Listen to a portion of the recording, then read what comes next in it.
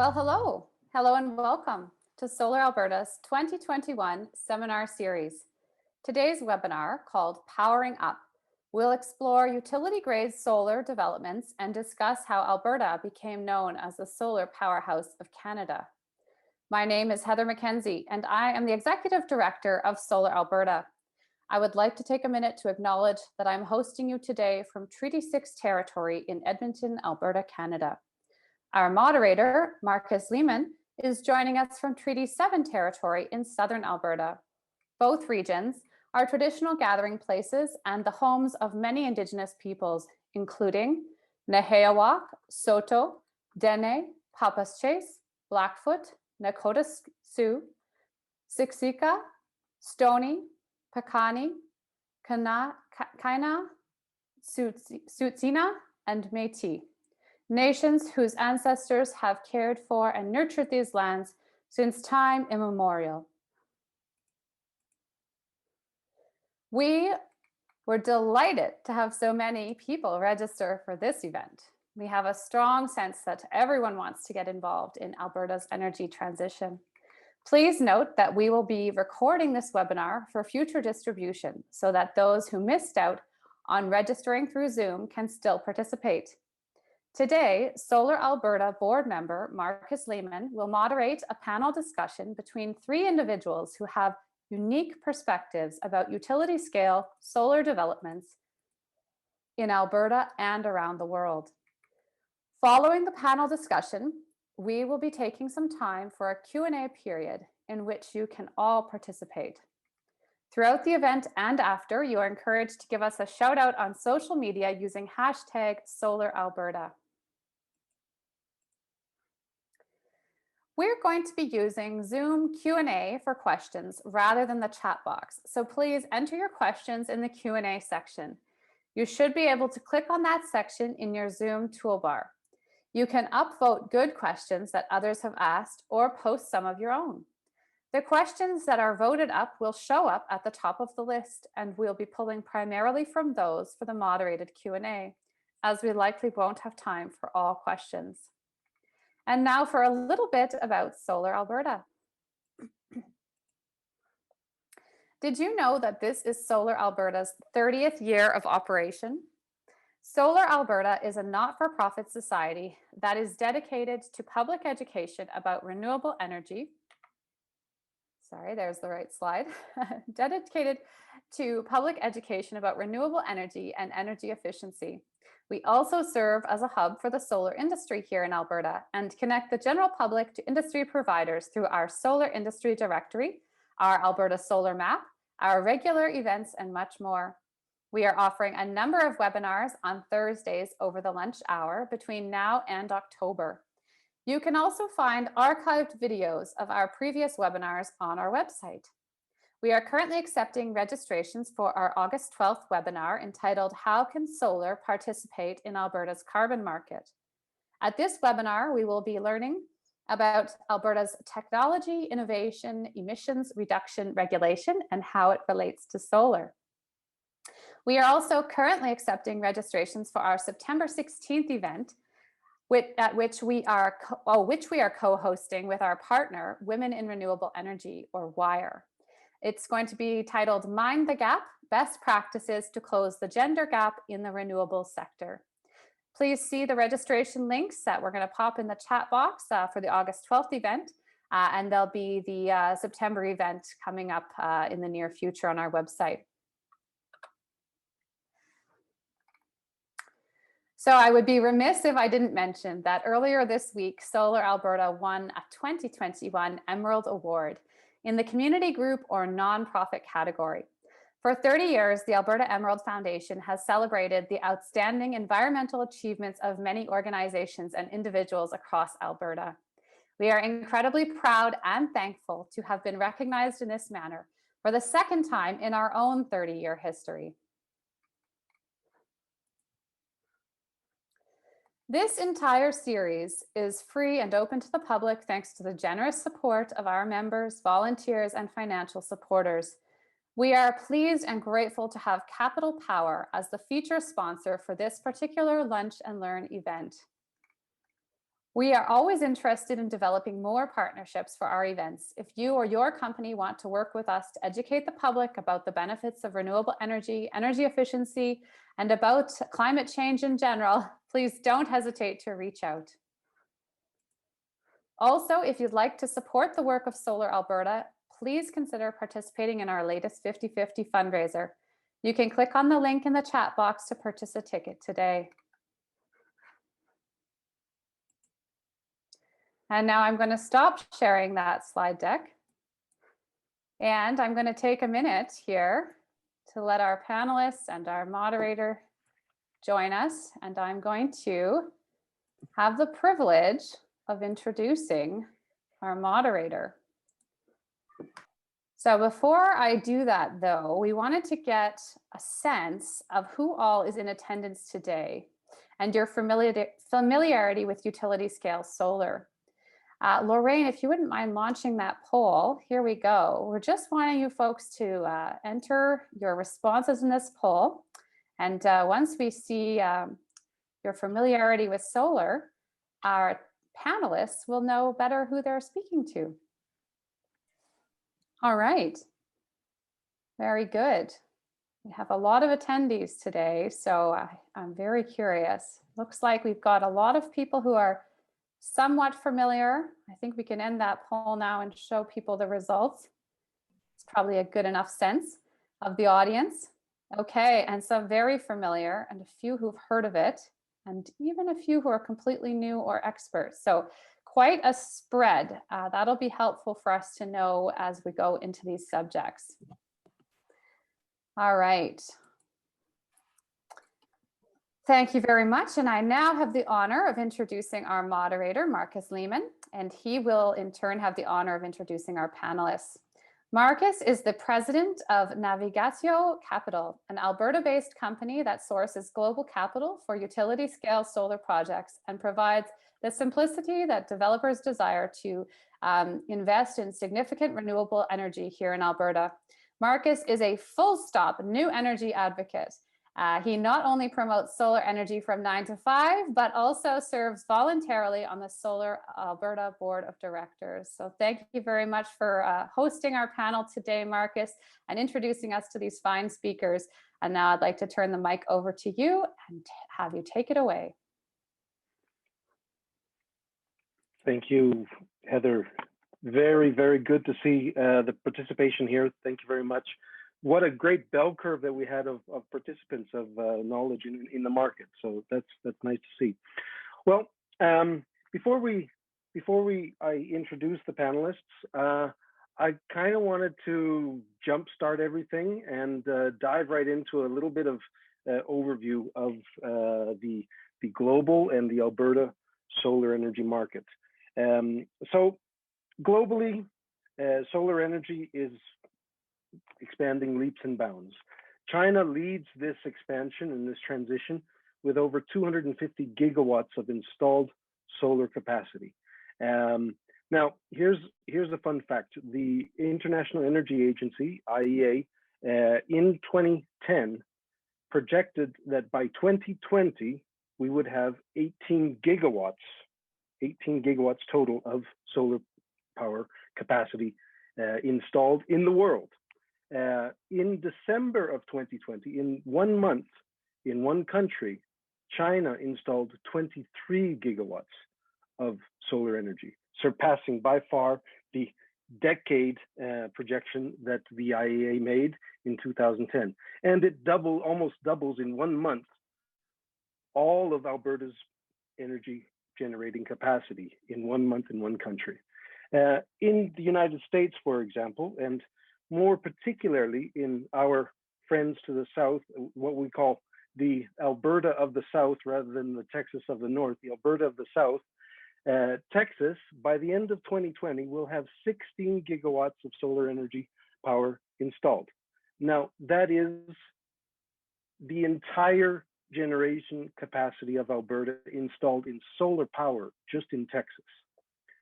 In Japan, India, Australia, Brazil, Europe, everywhere solar power is leading all new energy installation and generation. new installation. In over 80% of all jurisdictions worldwide, large utility scale solar power has become the de facto most inexpensive power generation source. Lazard in 2020 issued its LCOE, its report that outlines the unsubsidized cost to produce energy, electricity, and it places solar energy generation at approximately $29 per megawatt hour. That is compared to coal's $65 per megawatt hour and combined cycle gas at $44 per megawatt hour.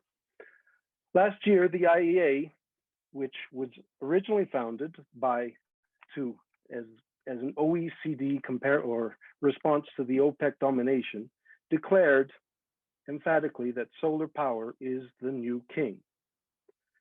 As the energy transition accelerates and global corporations become more and more aligned with carbon reduction goals, we find a commercial bilateral power purchase agreement structure accelerating very quickly. We call them PPAs or renewable PPAs, and these renewable PPAs are buy-sell agreements between renewable energy generators and commercial and industrial energy consumers. These PPAs reached unprecedented levels in 2020 with 23.7 gigawatts contracted in 2020 compared to 20 gigawatts in 2019 and 13 gigawatts in 2018. Globally, especially in deregulated markets or partially deregulated markets like Brazil, energy buyers can go directly to the generators, and these new energy PPAs are expanding even more so. What about Alberta, where just 3 years ago, in the beginning of 2017, just over 4 years ago, there was no utility scale solar power electricity production on the grid. Since then, Alberta has stepped up to that and is becoming Canada's leader in new energy utility scale solar installations. Today, I just checked it half an hour ago, at 11:45, the Alberta Electric System Operator supply demand report showed that we have a total of installed solar capacity of 287 megawatts. That's up from 0 just 4 years ago. And we are producing in this incredibly sunny and wonderfully warm day, almost reaching the temperatures of Rio de Janeiro, where Marcio is. We are reaching 33 degrees Celsius. And we have a efficiency capacity factor of over 90%. So we're producing 270 megawatts of power on the grid with solar energy. So Alberta has two distinct factors which make it very attractive. We have an incredibly great solar radiation portion, especially in the southern Alberta. Sometimes or in aggregate, it even is better than Rio de Janeiro, our solar capacity factor. And we have another distinct advantage, which is carbon pricing. We have a carbon pricing market that incentivizes inclusion of renewable energy. So over these last few years, due to these factors, the low price of solar generation, the carbon offset market, the combined unique deregulated energy only market, and that we have a very excellent solar resource that has made Alberta to lead Canada in the renewable PPA markets, as well as the new installations. We have renewable PPAs of over 684 megawatts over the last 4 years, and we have installed 287 megawatts in the last few years. So what is ahead? At present, there are over 8.5 gigawatts of solar energy projects in the AESO development queue. Now, will those 8.5 gigawatts ever see the light of day? I guess that's what we're here to find out about. So the question to the panelists is, how do large-scale solar projects get built? And then more specifically, aligned to Alberta, what has to be done to get a utility-scale solar project approved, financed, and constructed? So without further ado, I want to introduce our panelists. I will start off here with Sally Taylor. Sally, thank you so much for being here today, and it's great to have you. Sally has worked 20 years in the energy industry. She has a very diverse background in corporate financing and acquisitions and business development. She had she has a role in developing the renewable energy portfolio under Suncor's flag, and is very involved in advancing that agenda. Suncor, of course, is Canada's leading integrated energy company, and it works responsibly to develop petroleum resources while also growing a renewable energy portfolio. Thanks, Sally. And Manon Hua, she has over 15 years of experience in business development and banking, financial software technology in the technology sector, but has for the past 4.5 years been working in structuring and selling solar projects and PPAs in the Alberta market. Manon has been forming partnerships with clients such as West Fraser Timber and Direct Energy for the Vauxhall and Sol solar projects in Alberta. She works with RWE Renewables, one of the world's leading companies in renewable energy. The company has a capacity, I believe, of over 10 gigawatts, and it includes wind, solar, hydropower, biomass, and an efficient gas fleet as projects with projects around the world. So Manon is also responsible for developing the U.S. market, helping develop the U.S. market. And we have a very special guest, Marcio Tranin, with over 23 years of experience in the Brazilian electric sector. He works as the managing director for South America for Suncor Capital, a very prominent solar energy developer. And prior to Suncor, he was working with Enel X, and was the business development manager at Enel Green Power Brazil and Uruguay. So Marcio has a vast experience. Suncor is originally from Spain, where there is a huge development of solar power, and he is also leading up the vice president at the Brazilian Solar Power Association for utility scale energy generation. Holds a degree in mechanical engineering and a master's in corporate and market finance. So really glad to have all of you here today. I'm going to start off with a question. Now, I'm going to do it more on a global scale, so I'll go with you, Marcio, first, if you don't mind, and touching base on sort of the developments that are happening with Suncor in Europe and South America, and in a global context. How do you see that projects get developed? What are the predominant factors of projects getting developed, and how you envision that they will expand over the next few years? Now, one thing I wanted to mention is Brazil is a very prominent oil and gas player as well. Almost the same amount of production that we have in Alberta, about 2.8 to 3 million barrels of oil per day. Yet the Brazilian sector in renewable energy is the second highest employer in renewable energy, just behind China. I believe it's over 2 million people in renewable energy alone. So how does Brazil mix that? Because it's a very important factor that we, in this transition, make sure that we transition towards employment, good paying jobs as well. Okay, Marcos, thank you very much for the question, and thank you all for this opportunity to share Brazilian experience with this great audience. And sorry for my English. I'm a Brazilian, so I hope that I should make myself clear.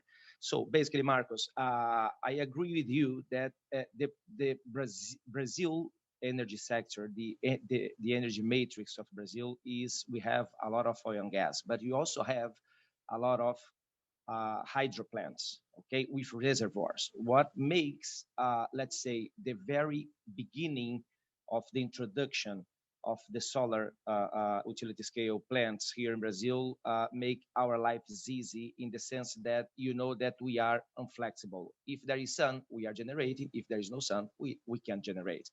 So as we have reservoirs, as we have some oil, some thermal plants with natural gas and also oil, it's not so relevant. But yes, we have it. So I think that the system itself works as a battery for the renewables.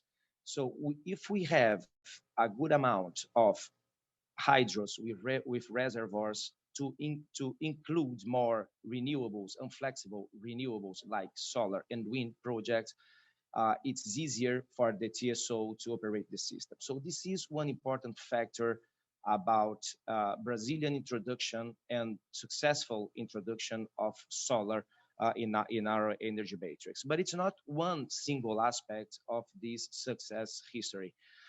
There are a, a, a lot of reasons. One main reason is, yes, it's interesting to know that Alberta has better irradiation factors in comparison to Rio de Janeiro. But in Brazil, especially in the northeast of Brazil, we have wonderful capacity factors, amongst the best in the world. I think that in South America, we are losing only in the northeast of Brazil. We only lose to the Atacama Desert in Chile. But if the Atacama, Chile is the first one, the northeast of Brazil, we have really wonderful capacity factors for solar, around 33% of capacity factor. So, and we have available lands that are not, let's say, being used for agriculture or for any other economic activity. So it's cheap to buy these lands, to rent these lands, and to build new projects there. So this is another fact that I think it's very important. The third fact that I think is very interesting, considering Brazilian history, is the grid parity. The solar here in Brazil is so cheap in comparison to the other sources, but it's also cheaper when you compare with the energy that is being paid for the final customer in their energy bills. So if you consider this, we already have, without any kind of subsidy, without any kind of incentive, we already have in Brazil grid parity. So it's interesting to understand that even without any kind of incentive, the solar growth in Brazil is, let's say, is a no turning back way. So I think this is also important. And the fourth one, I think that's very important also, is that with this grid parity and with the liberalization that Brazil is proposing for the next years, we already started with the liberalization some years ago. And now we are around 30% of the market liberalized, but until 2025, we'll have the full market totally liberalized. This appetite of the final consumers to generate its own energy or buy its own energy with a renewable and environmental correct source, it's making to grow even faster than in the past. So today's 30%.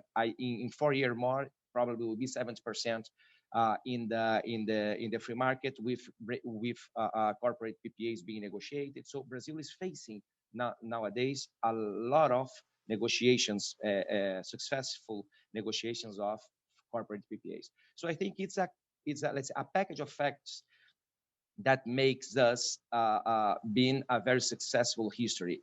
And the last point, just to briefly mention, is that we started our development in solar here in Brazil in 2014 with the first regulated auction. And the regulated auctions in Brazil has a wonderful history, starting in 2004, more or less, and for wind projects and for solar projects. So it's an example that we in Brazil are exporting nowadays for other countries.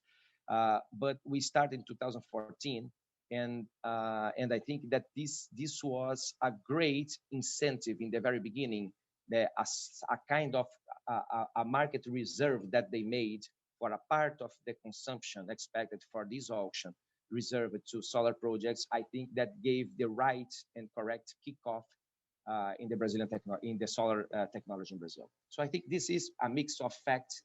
There is no one that I can say this is more important than other one, but in the end of the day, I think this package of facts makes us a great successful history. Great overview, Marcia. I mean, yeah, there's not one factor that leads to the success of something like this. It's a aggregate base of resource, cheap energy, the scaling up, and but also the regulatory aspects, which are very fundamental. Manon, with RWE, we have Germany's largest integrated power utility here in Alberta, playing equal for equal with the rest of the incumbents in the market. Why does RWE and how does RWE envision sort of the market? Because it's a big step to move from utility scale development in offshore wind to solar development in Alberta, for example. So could you pass us sort of step A little by bit step of the history? of RWE? Yeah, definitely. So how basically we started is I originally, just to give you a bit of background, I work for a company called Solarcraft Utilities. And Solarcraft Utilities is a Vancouver, BC company. And I actually met the president of the company at a soccer practice for my daughter. So that's kind of like the history behind how I got into it. I worked in the financial industry, working in sales for the banking industry, National Bank, Desjardins, all these large banks in Canada were my clients. But I found it a little bit kind of soul, kind of not so good for my mind and my soul. So speaking with Mark, I got really excited about the solar market. They were working in California and had done 21 projects and sold, did power purchase agreement with Southern California Edison. And so that was the original developer that kind of went in segues. We looked for projects that they could develop in Canada. Obviously the Alberta market is deregulated.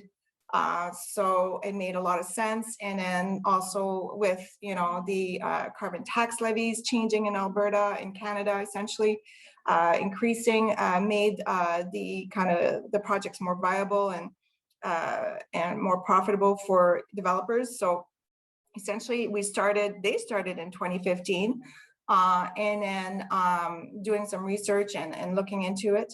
And then in 2017, what happened is Energy Renewables, which is the company that I essentially got hired from Solarcraft to work and promote the projects in Alberta with industrials and commercial companies.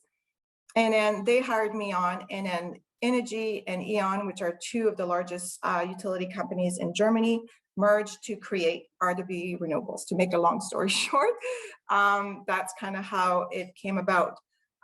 So, obviously Southern Alberta is one of the most solar rich, other than Saskatchewan as well, location in Canada. And with the deregulated market and the carbon tax levies, that's where it made sense for the company to get into the Southern Alberta. So we've actually built and electrified, and as you mentioned, contracted for two of our solar utility projects in Alberta, which is the Vauxhall and Hull project. West Fraser Timber and Direct Energy, who resells as a wholesaler of electricity. So that's essentially how we started, and yeah, and that's how we see the market grow. It's growing very much so in Alberta, so we're very excited to be part of it. And there's been a really great reception with the commercial companies, industrials and such. So we've been doing very well there and very excited about working in Canada. I'm from Canada too, so kind of really nice. That's great. No, it's good to see a success story of a international IPP come and play in the Alberta market and participate and compete at equal footing with everything and bring some of the knowledge and experience of not only implementing renewable energy projects, but also in the commercialization and contracting. Sally, yeah. Suncor is, of course, Alberta based and very, very prominent in the Alberta economy.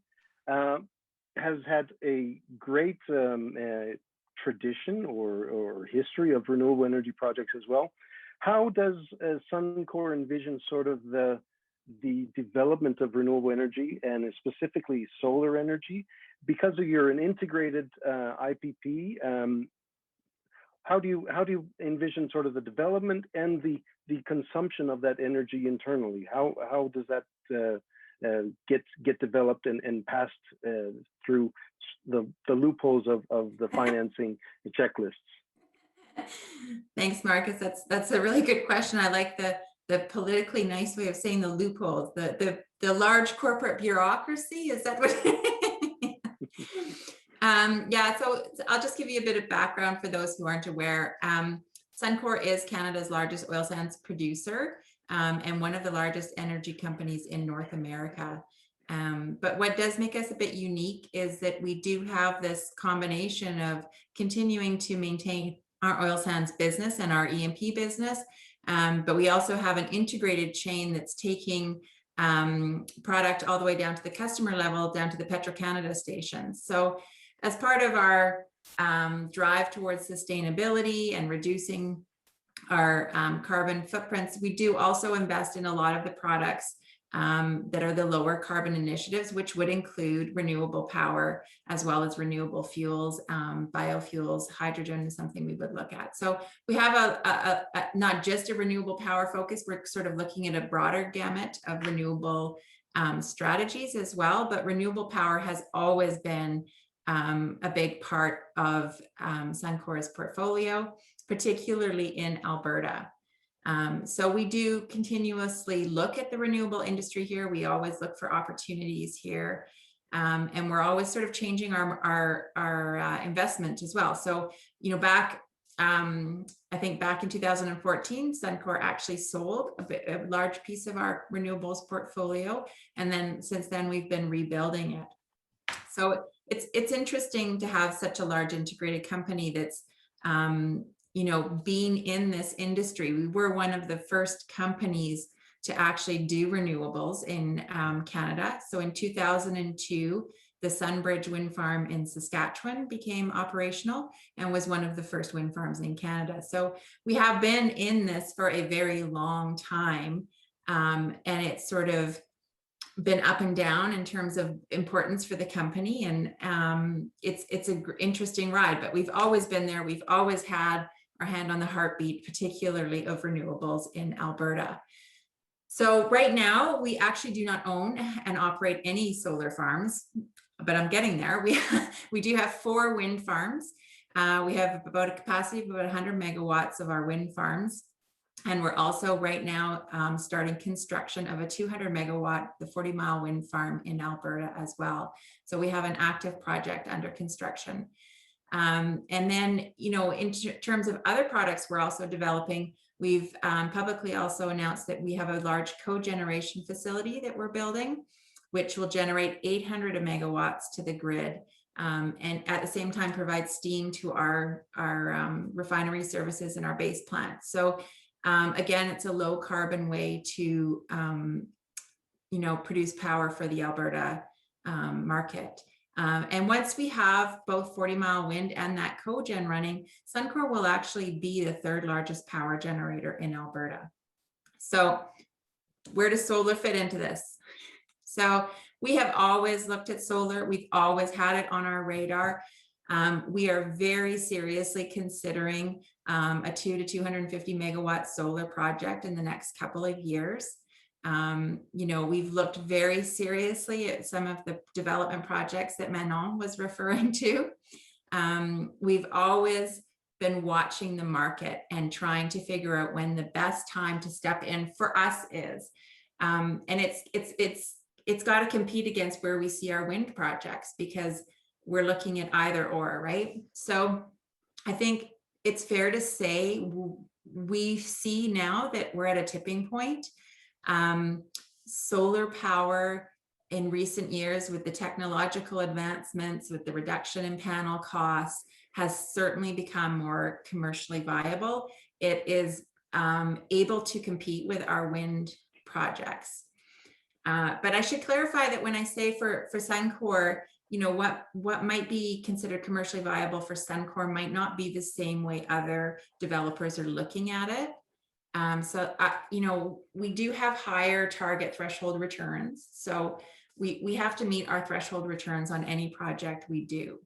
And that typically means for us that we're not looking for a low risk long-term PPA. We're perfectly comfortable taking the merchant power exposure and feel that we can get higher returns based on that exposure. But the project also has to deliver carbon intensity reductions for our portfolio.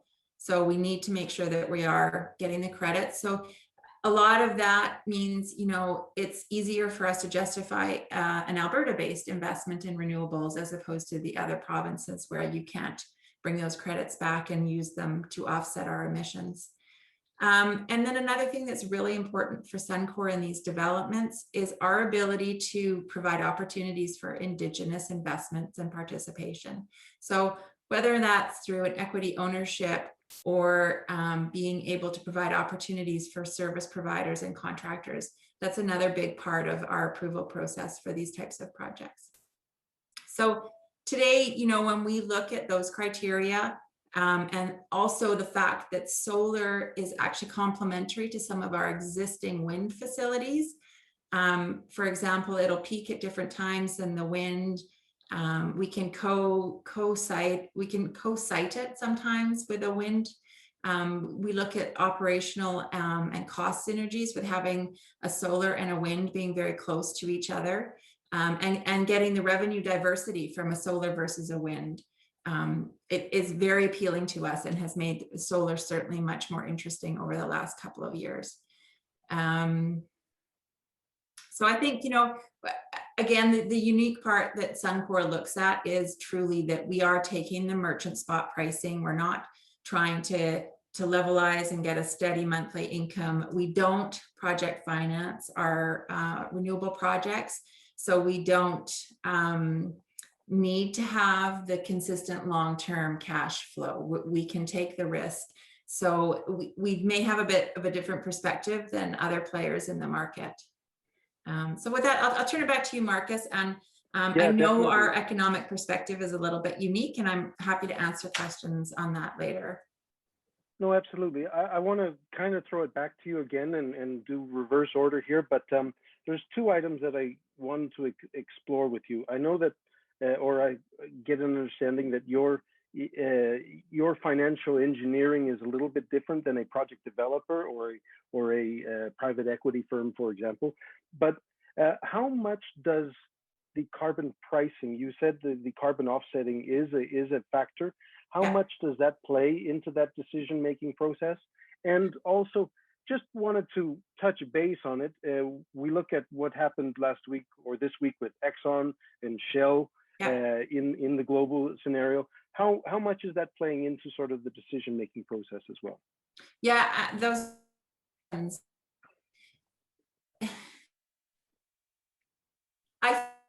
Nobody ignore what's going on when you look at the Shell and the Chevron issues. It is definitely a part of it. I would say overall, Suncor, we have the renewable power portfolio. It's very important to us. It's definitely a business I think you'll see grow in the longer term, but it's just one piece of what we would say would be a management as an energy business. So I think, you saw probably, well, you probably didn't, but we had an investor day recently. And at that investor day, the messaging was fairly clear that we will continue to develop we will continue to produce our oil sands. We're not going to grow that business, but we will maintain that business. And in addition, with the earnings from that business, we will start using and moving to exploring other energy sources as well. But that's going to be renewable fuels, renewable diesel. We already have heavy investments in jet fuel that's renewable. So you'll see a lot of that stuff as well, in addition to renewable power. So renewable power is just part of the portfolio, but it's definitely getting a much higher profile within the company. It's certainly being talked about a lot more. So yes, absolutely. It's there are social drivers to having to make sure that you're tilting the business, moving the business, and diversifying the business for sure. With respect to the financing, yeah, so we always have, the strategy at Suncor is always to finance at the top of the house. So the large corporate parent will raise debt, and that's where all the debt will sit. We do not like to have project debt down at the project debt level, or have financing on specific projects where we can avoid it and where it's appropriate. So something like a solar project or a wind project, you won't see project financing at that level. And I think, you know, that gives us a lot of flexibility in terms of our development. We don't have to meet the constraints of the bank. We don't have to have a PPA in place before we can get construction financing. We can just pick the project that's best for us and meets our needs and go ahead with it using the corporate balance sheet to do that. Having said that, you're right, the revenue stream from the emissions credits is hugely important to Suncor. So, you know, the threshold returns we get on some of our other projects are higher than what we are seeing on our renewable projects. There's no question about that, even with the financial benefit of the attributes. So it's the social benefits of those attributes adds to that as well. But yeah, we definitely need those attributes. So that makes Alberta extremely appealing to us, because we can see a nice line of sight where we expect those attributes to be valued. Great, great. Well, sort of taking that and moving on to Manon, using these credits, but also in the procurement of the corporate PPAs for the commercialization and the bankability of the projects that you have under your portfolio. What are the steps that you have to go to secure these PPAs? Because different than Suncor, you contract out these energy production profiles, and how do you convince a commercial or utility or a industrial client that your power is better than conventional power, for example? Yeah, definitely. Well, thanks. Yeah, great question. Essentially, I mean, we've been talking to companies since 2017. It's definitely been an educational process for companies. As Sally mentioned, companies such as hers don't require long-term, PPAs, power purchase agreements. So correct me if I'm wrong, Sally, it's usually around 3 to 5 years or so, those terms of projects that, you know, they contract for. So it was very much an education, because we do finance our projects. We finance our projects, we build them, we manage them.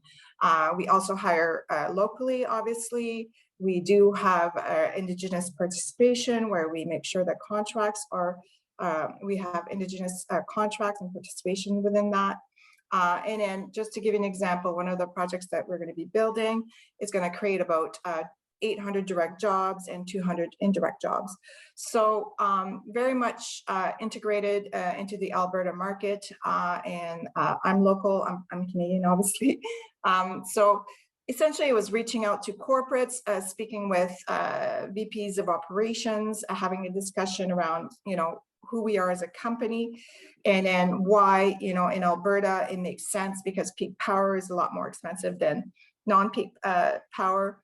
And the fact that we can be competitive with peak power in the province, and then the ability to, you know, come to them with a longer term, so mitigate the risk of higher pricing for futures pricing. So it's been very much a long process. You know, some conversations with corporates can be 1 to 2 years. You know, we are new to the market, so we had to introduce RWE, well, originally Energy Renewables, and then RWE. And then, so it's been a long process, but it's been a very positive and very, very good process. And the partnerships that we've created with our clients are strong, and they're very happy with what we're doing in Alberta, and we look forward to growing that. So very much, I hope that answers your question. Yeah, definitely, definitely. No, I kind of wanted to put it into different perspectives because looking at corporate internal decision-making processes, and then the integrated commercial and corporate offtake structures. And Marcio, I know that you are not active in the Alberta market yet, but hopefully someday that may even change. But I do get a feeling that developing projects has sort of a synergy across different jurisdictions. So I wanted to get your perspective on how Sunco goes about choosing a project site and going through again the approval and regulatory processing of a project decision making process, where how you choose those assets, and what are the major factors that make those projects more valuable than, for example, your competitors. Okay.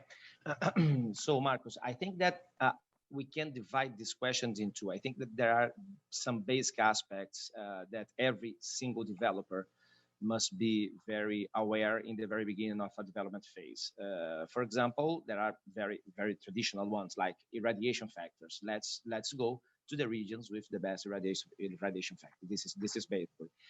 The other one, the land, the quality of the land, the quality of the soil, if there is vegetation or the kind of vegetation, if it is complicated in terms of environmental impacts or not. So I think this is another important point. The quality of the soil, the capex of your projects during the construction phase will depend a lot of the quality of the soil. If there is rock, is different. That is only, I don't know, sand or something softer. In Brazil, I think that in Alberta, due to the introduction of heather, I think it's almost the same. In Brazil, it's very tough to develop anything close to indigenous areas. So if there is some indigenous areas, please run away. This is something very complicated to obtain all the approvals here in Brazil. I don't know how in Alberta it will work, but in Brazil, in any place of Brazil, is very complicated. The infrastructure of the, for example, the roads. So as we will use a lot of trucks during construction, we will transport the equipment. So it's important to have at least good, not wonderful, because we can make some improvements also in the roads, but I think they are important. So there are some basic aspects that will somehow impact the capex, the final capex of your project, that must be any developer or anyone that is willing to buy a project to build, is important to have this in mind. But there are two very important that is in the second phase. I understand that is in the second phase of this development that in Brazil is absolutely crucial. And I don't know the reality of Alberta, but I think it's very important also to mention. The first one is connection. It's not a matter to be close to a connection. This is also a matter of capex. Okay, so close to a connection. If you need to build 80 kilometers T-line, is much more expensive than to build I don't know a 100 meters T-line. So close to a connection is important, but where the connection is available. In Brazil is a strong fight about connection. We have more than 40 gigawatts of projects being developed in Brazil, 40 gigawatts being developed. So 40 gigawatts to a market that will not absorb all these megawatts. So imagine the fight for connections. And it's not the whole Brazil with wonderful capacity factors. We have some specific areas. Is a lot of area, but there are some specific areas. So I think that in Brazil, find available connection, substation, or to section a T-line is, let's say, is the most important step that a developer or the one that wants to develop a project must search is connection. And the other one is the subsystem. As I think I'm not talking this in Alberta, but in Brazil we have 4 different subsystems. The main demand, at least 70-60% of the demand of Brazil is in the southeast submarket. This southeast market is São Paulo, Rio de Janeiro, Minas Gerais, where the industries are. So and the spot price in this market is different from the spot price of the northeast of Brazil, where the major irradiation factors are.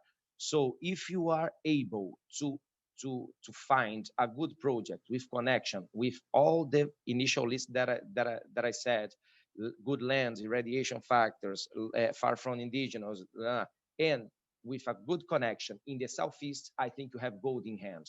This is something very, very important. So I think that to find the better location is not a matter of a good irradiation. In the very beginning of Brazil, good projects were in where the sun is better, where the radiation factors are better. But nowadays we are seeing that this is not the only point. There are a lot of points that nowadays in Brazil they are more important. If you have a project not with the wonderful radiation factors as the northeast, but close to the demand and with a good connection and available connection, this project has a much higher price than anyone in the northeast of Brazil. So I think this is the main aspects that you need to consider when you start the development of a project here in Brazil. Great. No, these are essential aspects, and I want to. I have so many questions, but I think time runs very quickly when the conversation is fantastic. So I'm going to move to our public questions here, some of them. But I want to keep in mind the evolution of the technical aspects, how the CapEx is affected by new technologies coming online, and also what Marcio mentioned earlier is the sort of the ballast of the energy system itself. As Brazil has hydro energy, we have had coal and natural gas on the grid, and how do we mitigate that as we transition into a more prominent renewable energy generation aspect? But there's one question here, Marcio. I thought we would again do sort of a reverse thing. It says here, higher and higher wattage modules seem to come out in a weekly basis. How do you view the trade-off between developing using tried and true smaller modules and the lower risk, and utilizing the latest and greatest modules that may not have real world use at the moment? And that we can also say with perovskite modules coming on board, and bifacials and solar and storage. So how do you mitigate that, making those decisions from the outset and say, oh, we're going to go with this technology and miss out on something that's coming down the pipeline in the future? Okay. In the end of the day, this is all about the cost benefit results in terms of to have higher production with less capex, right? This is the equation that any engineer that is designing a solar project anywhere, they are searching. So taking the example of Brazil, okay, and Brazil has a different characteristics of the sun in comparison to Alberta, for sure. We are in different parts of the world. So in Brazil, usually what is more profitable to develop any projects in Brazil, and all the projects nowadays, they are being built in this scheme, is for the characteristics of Brazilian irradiation, okay, is bifacial and the bigger as possible modules, okay, in terms of watts peak.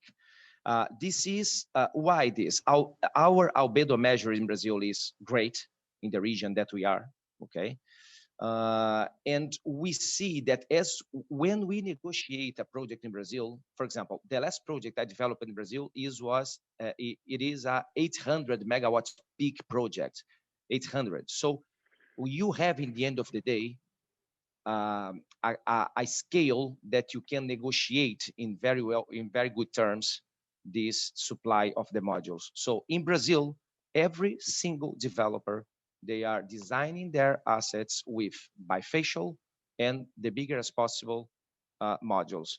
Inverters, for sure, trackers. Okay, in Brazil, works a lot to use trackers. So any utility scale, including there are some small scale projects, 1 megawatts, 2 megawatts, that are using tracker. So the advantage of tracker is around 25% in terms of production. So it's a lot.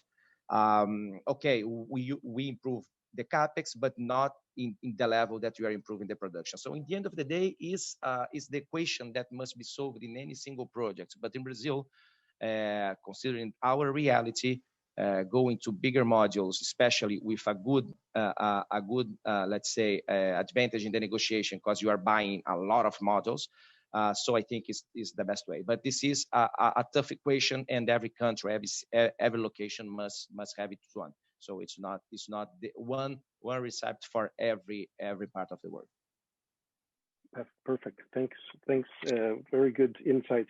Manon, using sort of that technological application base, but also looking at how to maximize the projects as best possible. Is RWE looking at different technologies to integrate perhaps energy storage into some of the projects, or integrate some electrolysis, green hydrogen? How does RWE envision sort of aggregating add-ons, technological add-ons onto projects which are either in production or in development as you move along?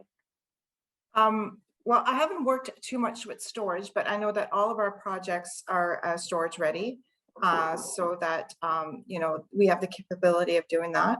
I mean, we offer peak power, so that's essentially from around, I believe, around 7:30 in the morning till in the summer, till probably 8 at night. We do the tracking as well in Alberta. So that helps, with being able to offer as much energy for our clients as possible. That's, we always look at technologies, obviously, and storage is definitely one of them that we are ready for. And if our clients demand it or if we require it, definitely it's something that we can do. And that's something that we're looking for into in Alberta as well. So, and throughout the world. Globally. Yeah. Great. Sally, taking a look at this and the development of the portfolio of Suncor here in Alberta, there's a specific question that I kind of like to, you touched base on it, but I'd like to maybe go explore a little bit more in depth Suncor's perspective on it, and that is Michael Lowry asks, I am interested in hearing more about the carbon tax levies in Alberta, current and political future status. Thank you. So how do you sort of weigh political decision making and economical financial prowess on project development? Yeah, that's a really good question, and it's an area that is so important to Suncor more broadly, even outside the renewables portfolio. I think first, just speaking more on the solar developments and the renewables developments, in more specifically, I mean the clarity we have that the carbon tax will continue to go up. The clarity we have that renewable power in Alberta is still replacing coal or displacing coal. And the benefits of that are fairly easy to forecast and see. So, if you make an assumption around the intensity of the grid coming down as we get more and more renewables build out, you can make your own estimate of what those environmental attributes are going to be worth 5, 6, 7 years from now. But you have to have confidence that renewable power will continue to get those offsets and net credits, and that we don't have a different regulatory regime come in with a new government. So I think, that's something that's very important to Suncor. And I think our renewables need that to make it effective for us. But the flip side of it is we also have this perspective that, you know, if the credits aren't there, but the incumbents that are generating power are still paying for the baseload generation, is still paying that carbon tax, then the all-in power price will just go up to incorporate the credit. So I think there's also a concept that you're not just going to lose that revenue ever, because the power price is now power plus credits. But if an incumbent baseload generator who's at the margin is still paying that tax, the price will just go up. So I think in terms of renewables developments, I think the loss of that value of the credits is very low risk. We don't see that as a huge issue. On some of our other projects, though, where we are carbon emission, one of the largest carbon emissions in Canada. So it's a huge area for us. And we have some projects who are exposure to a regime that's giving credit for various emissions and reductions activities is much more dependent on government regulation. And so the risk of losing that under a new government is much higher. So yeah, it's definitely something we're very sensitive to. That's great. That risk, political and economic risk balance is very touchy and very subject to differentiation of how you interpret it as well. But there's one thing here that you touched on, which I think is key element, is that once that generation portfolio has been substituted by renewable power, but these incumbents are still producing it, that the pricification of the electron will be adjusted in accordance with what these incumbents are paying on the merchant profile. So that touches base into something that there's another question here on covariance risk. And I wanted to ask both Manon and Marcio a little bit specific. I know, I believe that RWE's, a couple of RWE's projects are what we call distributed energy generation connected. And that's something that I believe in Brazil is of incredible importance as we see the implementation or the aggregation of large utility scale. This is maybe down the line, large utility scale production into the grid. We may see a overcrowded or overcrowdedness on the transmission and capacity side factor for these large scale projects. Now, how do you see, Manon, the further development of projects on very large scale beyond the substation level and onto the actual transmission grid, or are you more focused on implementing for more and more projects on the distributed energy scale? I know that Marcio has very clear insights of what's happening in Brazil, for example, on the distributed energy scale. Could you give us a little bit of insights where you think that the sweet spot is for developing further projects? Manon. Well, definitely, our projects are more viable because of it in Alberta. So, and there's a limited connection, distributed connection in the province. So that's something that, there's not going to be an unlimited amount of competitive solar utility projects in Southern Alberta. So, I don't believe that they're going to be building transmission lines and making it, more available in that sense. So to make our projects more viable, definitely distributed projects are the way to go. So, and as Marcio mentioned, that's, one of the key factors that companies look for to be able to have competitively priced projects in the province. So, Marcio, if you want to take over the question and discuss that a little bit further. Sure. In Brazil, I think that in Brazil nowadays we have equal capacity, installed capacity, distributed generation and utility scale. we have more or less 4 or 5 gigawatts of each one in Brazil. So we are around 9 gigawatts of solar technology already installed. It's clear that when the distributed generation grows in a country, we face some kind of regulatory problems that we are facing here in Brazil, especially in terms of the remuneration of the grid. Because in Brazil, we are not installing distributed generation with associated batteries or storage system. The storage is the grid. So we are facing some difficulties nowadays with the growth when it's so irrelevant, negligible, there is no problem, but now it's becoming more and more relevant in the energy matrix. But the advantages in Brazil, if Brazil starts to grow, beginning on this year, probably the GDP growth of Brazil this year will be around 4%. 4% in Brazil means more or less 5 to 6 gigawatts of new installed capacity every year.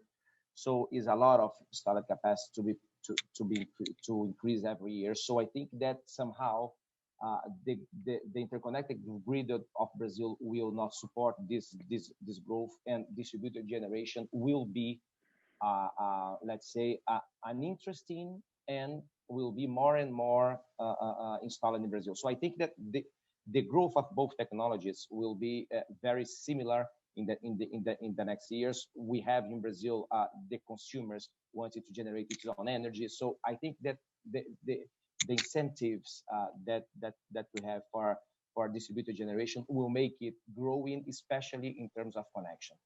We will not have connection enough to connect, for example, the 40 gigawatts solar projects under development utility scale in the next 10 years. We need to grow in other ways. We need to grow close to the demand. So this is probably what will happen, and the growth will be somehow divided between distributed generation and utility scale. Great. So before I get a final sort of insights or perspectives from each of you, I think there's one question here that transcends sort of each and everyone's portfolio or mandate. The question here is from Sebastian Corzon. He asks, how do you invest in solar energy in Alberta? So I'd like to get your perspectives as individuals, but also from your representing your entities. How does a person invest in solar energy? Sally, maybe you could give us a. Well, that's actually a tougher question than I mean, I walked into Suncor and they already had 20 years of experience of investing in renewables. If you're just starting, I mean, I think it's a great place to be. I think there is so much potential in this market that if you have the time and energy to do the research and a base case and come up with a plan, I think there is a ton of opportunity here.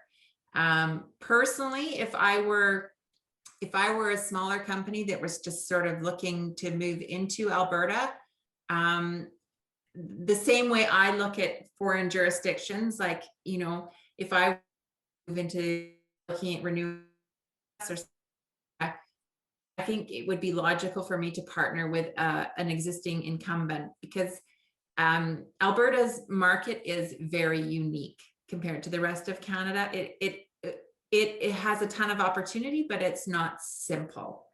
And I would say that if you're just dipping your toe in for the first time, you could potentially not succeed as well as you could if you partnered with an incumbent that's already here. So that would be my advice to someone just approaching the market as a smaller bite opportunity. Great. Manon, what would your insights be on that, on an individual or even on a corporate level? Well, I definitely agree with Sally. It's good to go with a company that is local and to partner with someone and get somebody who's got the local knowledge and, you know, the relationships and the background. This is why we, with energy, with solar craft utilities, we partnered with them because they have boots on the ground, as they like to say.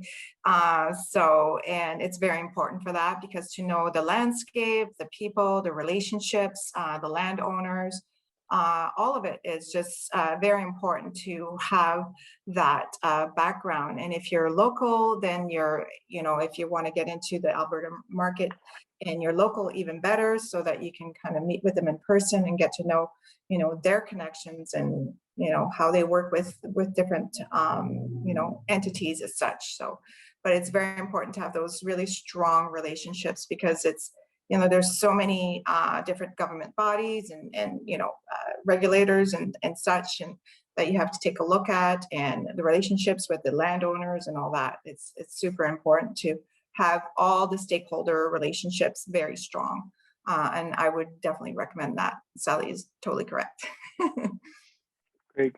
Marcio, if you could sort of follow or give your insights on that as well. But also then I think we're ending our time here, so maybe give your last final considerations towards developing solar projects, not only in Alberta but on a worldwide scale. Okay. So I totally agree with Sally Manon. I think that we have a sentence in Brazil that's Brazil is for Brazilians.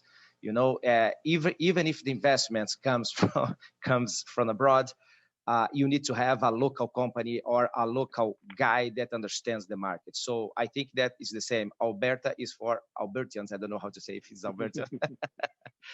So I think this is a very good insight. In terms of if I can say something, just to end my participation here, if I can say something, I will give just a simple example. That what happened in Brazil in 2014. In 2014, the planning body of Brazilian government, it's called EPE, publish every year a study, a decennial plan, is a forecast for the next 10 years of how will be the demand, how will be the generation side, everything, the transmission, blah, blah, blah. Okay. In 2014, the year of the first auction here in Brazil, the forecast of solar PV, solar capacity in Brazil for the next 10 years, so from 2014 to 2023, it was zero in 2023. Zero, more or less what Marcus mentioned in the very beginning about China. No? And in the first year in the first auction, 1 gigawatt peak of solar projects were awarded here in Brazil. So I think that if I can give you, let's say, a message, is that believe in the solar technology. In the solar technology is the technology that associated with other ones. For example, I think Sally made a comment about the complementarity between wind and solar that we have in Brazil. So even alone or associated with other technologies, ordinary technology, or for example, storage, that will be the next step in the development. I think that solar will have a spectacular growth anywhere. It's not only in Brazil. I think that Alberta has a wonderful way in front of it. So I really believe in it. So believe that solar technology will be the leading technology in terms of energy generation for the next years, at least 10 years. I'm totally sure, especially associated with other technologies. Okay, so this is my message for you. Thank you very much. Great. Manon, any final words? Well, I'd like to thank you guys for inviting me to this. It was very interesting. I learned a lot as well. So, yeah, this was very well run. So thank you. Thank you. My last comment. Great. Sally? Yeah, I think just, my last comment, I think, Marcio's comments about, and I'm just going back to what we talked about at the very beginning and tying it all kind of together, but the comments about the hydro and the balance between the hydro and the solar in Brazil. I think in Alberta, we need to just more broadly make sure that we are always very aware of the need of that, right? We also have some very good hydro assets within the province. And I think if I look out, I see such potential for, fairly fairly strong penetration of renewables in Alberta, but it only works if we also have the other low carbon power sources to support it and balance it. So that, I think that's going to be our challenge, not the build out of renewables, but the maintaining the grid stability as we do have this huge build out. So that was really my last point I wanted to make. And so, you know, I too really appreciate you guys putting together this roundtable. I think it's so great to see that there's over 100 people watching this and that are interested in the future of solar in the province and in Canada, because I think we have so much to learn from countries like Brazil that are ahead of us, and there's just so much potential in this whole industry. Great. Well, I'll pass it off to you, Heather, but just want to say thank you to all of you here on the panel, and also to the attendees, but also the organizers, Solar Alberta, for setting this up. Thank you, Heather. Thanks, Marcus. And I really think that Marcus could probably grill the three of you all day. And so there are so many audience questions, and it's so hard to get to all of them. So I really appreciate the way you tried to sum up the questions, Marcus, and put a number of them together. So hopefully our attendees feel that that their voices were heard. I do apologize, the upvoting feature wasn't working this time. We'll get it sorted for next time. I did see a number of questions and a lot of interest in the carbon market piece here in Alberta. And just a reminder to everyone, on August 12th, we are actually going to have those regulators that Manon said you should get to know. We're going to have them actually here at our webinar on August 12th talking about our carbon markets. So if you guys are really interested in what Sally and Manon were talking about in terms of the carbon market piece, we have a space for you to come and ask more questions about that. And again, just a huge thank you to all three of our panelists. You guys were wonderful. It's really nice to have this global perspective on things. And so we really appreciate that.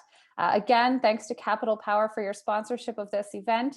It was great to be able to promote it so widely and to get such great attendance. And of course, to all our attendees, we'll look forward to seeing you in August 12th. And again, feel free to download our webinars after the show. If you love this and you want to recommend it to a friend, it will be up on our website and you can pass it along. So have a wonderful day, everyone, and thanks again.